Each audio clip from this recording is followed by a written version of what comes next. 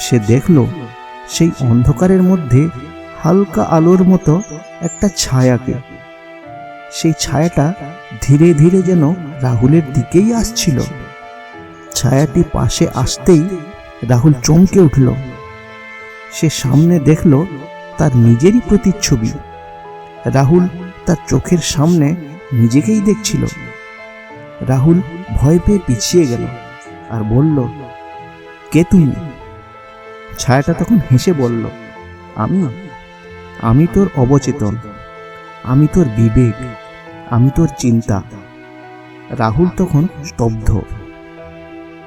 ছায়াটা তার আরো কাছে এসে বলল, আমি তোর মাথায় ছোট্ট একটা চিন্তা হয়ে ঢুকি, কিন্তু তুই নিজেই সেটাকে বড় করে নিস। আর সেই একটা চিন্তাই তোর পুরো জীবনটাকে গ্রাস করে নেয়।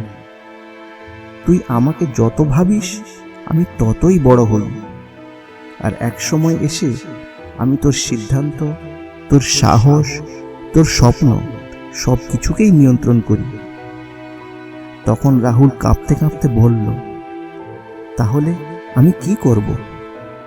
ছায়াটা হেসে বলল, খুবই সহজ। অধিক ভাবা বন্ধ কর,